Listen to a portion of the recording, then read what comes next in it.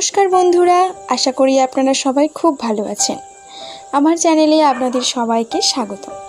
আজ আমরা কথা বলবো তাদের নিয়ে যাদের নামের প্রথম অক্ষর আর।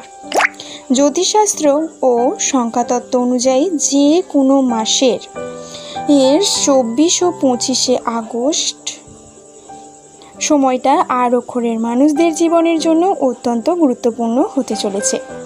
এই দুই দিন কোন দিকগুলিতে বিশেষ সুযোগ আসছে এবং কোথায় কিছুটা সতর্ক থাকতে হবে সবটা আজ আলোচনা করব। ভিডিওটি একদম শেষ পর্যন্ত দেখুন।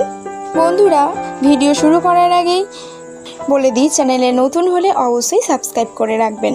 প্রথমেই আসি মানসিক অবস্থার কথায়। এই দুই দিন অর্থাৎ 24 ও 25 আগস্ট আর নামের মানুষদের মানসিক শক্তি ও আত্মবিশ্বাস বেশ উঁচুতে থাকবে। গত কয়েকদিন ধরে মনের মধ্যে যে দ্বিধা বা অনিশ্চয়তা চলছিল তা অনেকটা কেটে যাবে। তবে আপনি যা সিদ্ধান্ত নেবেন তা দৃঢ় থাকতে পারেন। তবে মনে রাখবেন, ইতিবাচক শক্তির পাশাপাশি গ্রহের কিছুটা প্রভাবের কারণেই আপনার মধ্যে কিছুটা ধৈর্যহীনতা দেখা দিতে পারে। তাই তাড়াহুড়ো করে কোনো কথা না বলাই ভালো হবে। এবার আসি আপনাদের কর্মজীবন এবং ব্যবসার ক্ষেত্রে। কর্মক্ষেত্রে আপনার কাজের প্রশংসা হতে পারে।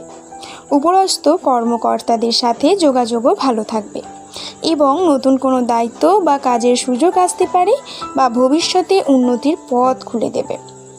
এবং সহকর্মীদের সাথে ছোটোখাটো মতভেদে না জড়ানোই বুদ্ধিমানের কাজ হবে আপনাদের এই দুই দিন।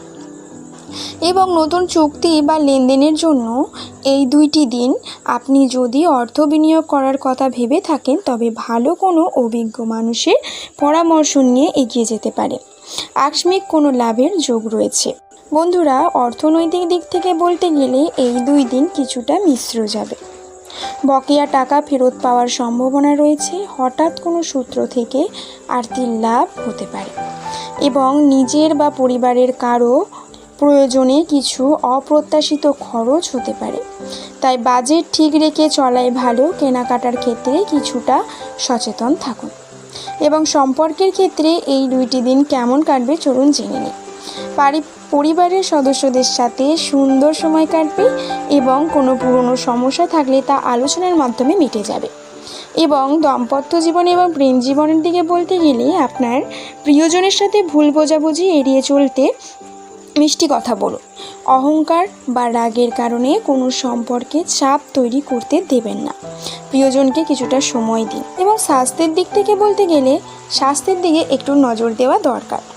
কাজের চাপে শারীরিক ক্লান্তি, মাথা ব্যথার সমস্যা হতে পারে। পর্যাপ্ত জল পান করুন এবং বিশ্রামের দিকে খেয়াল রাখুন। ড্রাইভিং করার সময় বা রাস্তা পার হওয়ার সময় কিছুটা সতর্ক থাকাও জরুরি। এবং বন্ধুরা, এই দুইটি দিন আপনাদের জন্য শুভ করার জন্য এই দিন দুটিতে আপনারা ঘুম থেকে উঠে আপনাদের ইষ্ট দেবতাকে স্মরণ করুন এবং সম্ভব হলে দরিদ্র কাউকে কিছু খাদ্য দান করুন। আপনাদের এই দুদিনের শুভ রং হবে লাল এবং হালকা নীল।